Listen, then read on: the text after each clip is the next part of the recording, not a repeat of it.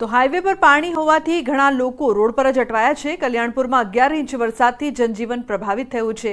કલ્યાણપુર જતા બંને માર્ગ પાણીમાં ગરકાવ થઈ ગયો છે।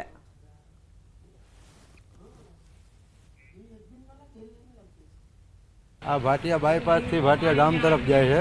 સવારનો 10 વાગ્યાનો વરસાદ ચાલુ છે। અત્યાર સુધી સતત વરસી રહ્યો છે। કેટલો વરસાદ પડ્યો હશે આમ અંદાજે 10 ઇંચ 8-10 ઇંચ। અને આ હાઈવે છે આખો આ ક્યાંથી ક્યાં તરફનો હાઈવે જાય છે?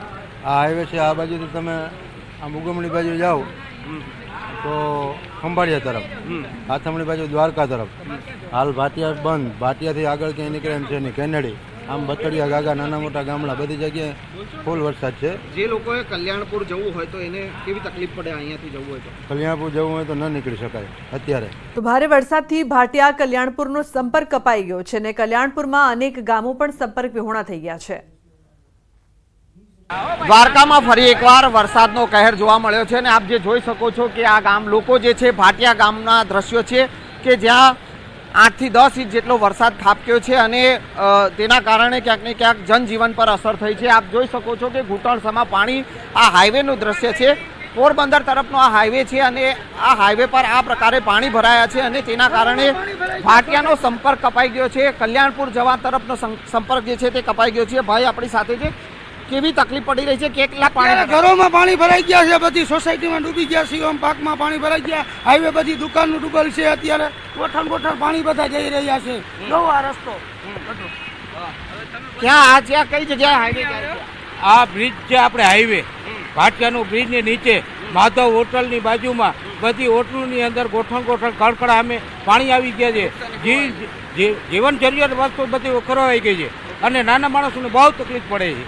એટલે આમાં કોઈ તંત્ર કઈ જવાબ આપતી નથી। અચ્છા, કયા ગામોમાં પાણી ભરાયા છે? જો ભાટિયા, કલ્યાણપુર, કેનેડી, ભાટોડિયા, બાકોડીમાં પણ આવું જળબંબેકાર છે।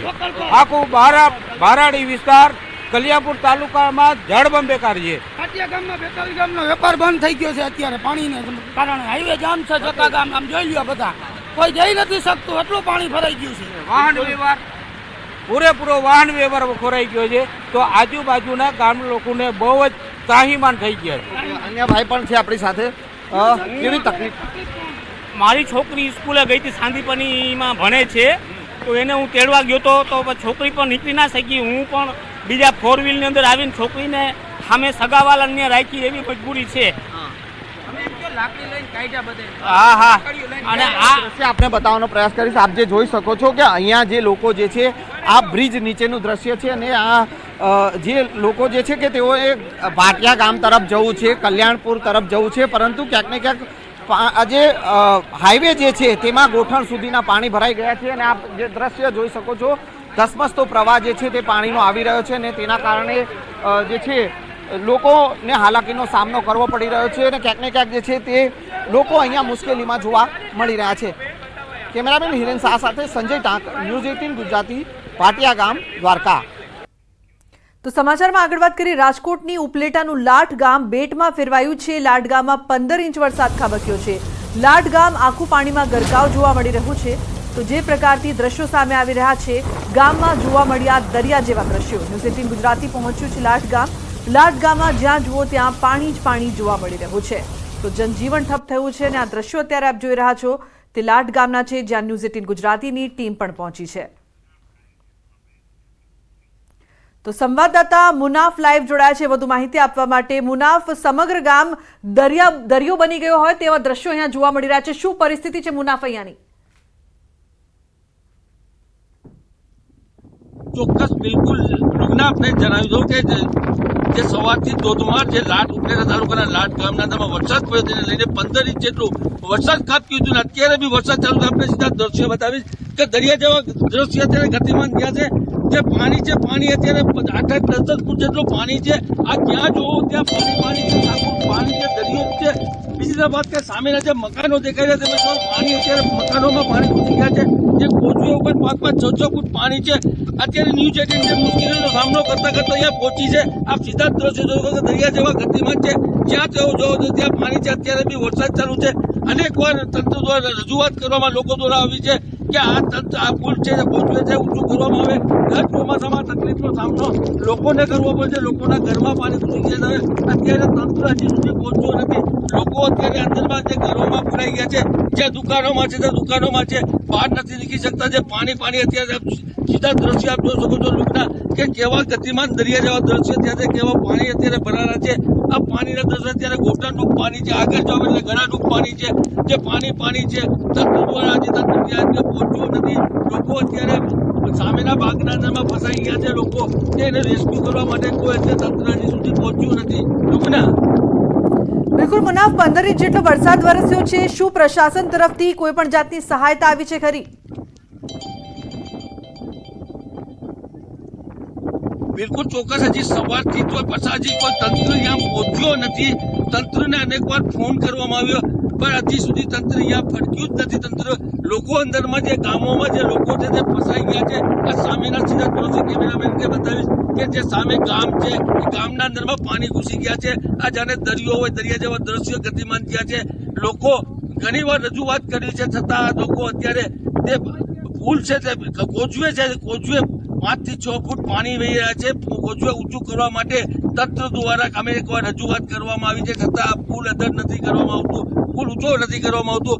એને લઈને દર ચોમાસામાં આ તકલીફનો સામનો લોકોને કરવો પડે છે. જી રૂગના. જી બિલકુલ મુનાફ, આભાર આ સમગ્ર માહિતી બદલ. તો અહીંયાની જે પરિસ્થિતિ છે ખૂબ જ ખરાબ છે, પરંતુ પ્રશાસન તરફથી જે સહાયતા મળવી જોઈએ હજુ સુધી નથી પહોંચી. રાજકોટના ઉપલેટાની વાત કરીએ, ઉપલેટાના જે કુંડેજ અને લાડ ગામની વાત કરીએ, ન્યૂઝ 18 મુશ્કેલીનો સામનો કરતા પહોંચી આપણે સીધા દ્રશ્યો બતાવીશ કે લાડ ગામના કેવા દ્રશ્યો જ્યાં જોવો ત્યાં પાણી જ દેખાઈ રહ્યું છે. ઘડાડૂબ પાણી છે. આપ જોઈ શકો છો કે ગમે જ્યારે વરસાદ થતો હોય ચોમાસામાં આ પરિસ્થિતિનો સામનો લોકોને કરવો પડે છે. લોકો છે ઘરની બહાર નથી નીકળી શકતા. આપ સીધા દ્રશ્યો જોકો લાટના અત્યારે જે મકાનો છે મકાનોના અંદરમાં પાણી ઘૂસી ગયા છે. કેવી પરિસ્થિતિનો સામનો કરવો પડે છે. આ જે કોચવે છે કોચવે અદર કરવા માટે કેટલી વાર રજૂઆત ગ્રામ્ય લોકો કરી છતાં કોચવે અદર કરવામાં નથી આવતું. દર ચોમાસામાં આ જ પોઝિશન થતી હોય છે. આપણી સાથે આવીને સ્થાનિક લોકો છે તેની જોડે આપણે વાત કરવાનો પ્રયત્ન કરશું. શું કહેશો આ પરિસ્થિતિ દર ચોમાસામાં થતી હોય છે? મારું નામ દિનેશભાઈ છે. હવે દર વખતે ઉપલેટાથી અહીંયા આવવા લગીમાં કાંઈ વાંધો નથી. અહીંથી ભીંડોરા જવામાં રસ્તો વિચાર થઈ જાય છે. આ પુલ ઊંચું કરવા માંગે છે. કેટલા ગામના જોડતો પુલ છે? આ 5 ગામનો આ પાટવા મણાવતા સુધી જાય છે. અત્યારે ગ્રામ્ય લોકો અંદરમાં ઘરની બહાર નથી કોઈ બહાર નીકળી નથી શકતું. અત્યારે 3 તરફના લોકો 50 થી 70 પાડી ગયો છે. શું કહેશો રજૂઆત કોઈ તંત્ર આવ્યું કે નહીં? કોઈ તંત્ર આવ્યું નથી. હજી સુધી કોઈ પહોંચ્યું જ નથી. ગ્રામ લોકોને જે ટિકિટ કે આ તે કેવી પોઝિશન? ના કાંઈ નહીં.